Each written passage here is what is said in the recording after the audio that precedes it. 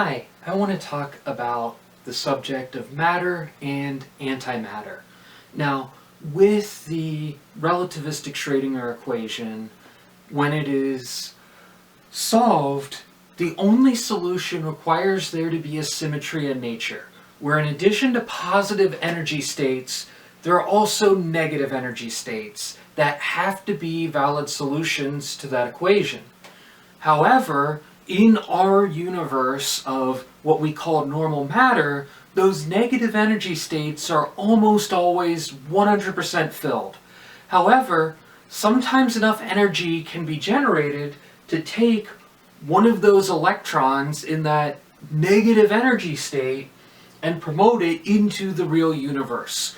So we would have some real electron with some real total energy, and we would have a positive hole in what should be unoccupied, unavailable space with negative energy. That's what antimatter is. Those holes in these negative energy solutions to the relativistic Schrödinger equation worked on by Dirac.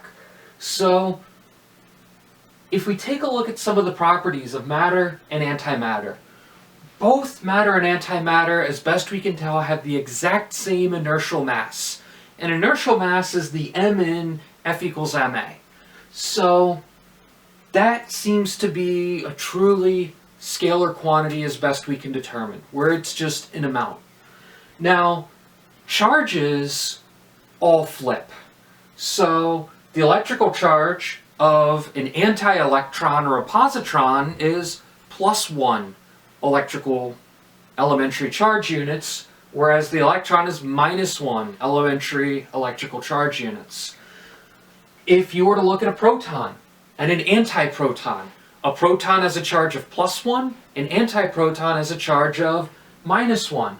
But there are also other charge numbers. There's baryon number. There are lepton numbers. Those are essentially charges. Those charges are conserved as well. Quarks have quark charges. Strange quark has strangeness. Anti-strange quark has a negative strangeness. Well, actually positive strangeness because, well, strange quark is strange. Charm quark. Anti-charm quark has the opposite charm charge. Top quark has an anti-top charge. Bottom quark has an anti-bottom charge. All of those charge numbers are the same. Well, gravitational mass. And the Newtonian framework of gravity, mass essentially is a charge. And from Newton's third law argument, he ruled that the inertial charge, or the inertial mass, was the gravitational mass, but there is some debate in the physics community. Is gravitational mass a charge? And if it's a charge, should antimatter have anti-mass? Now, that's a subject that's really, really difficult to test, because if you want to take a look at force rules, having a negative inertial mass, negative gravitational mass would balance itself out of the equation. You would need something that would have to be electrically neutral and have enough of them so that you could actually try and observe the effects of Earth's gravity on those antiparticles. So there's an experiment that's been done to try and take antihydrogen and hydrogen. So both hydrogen and antihydrogen would have an inertial mass of 1.67353 times 10 to the negative 27 kilograms. And a proton with an electron orbiting it is a normal hydrogen atom. An antiproton with a positron orbiting it is an antihydrogen atom. And if antihydrogen were to have a gravitational charge, then presumably antihydrogen could experience anti-gravity. So the experiment was to test the ratio of inertial mass to gravitational mass. And there are only two values. It's either going to be exactly 1 or -1.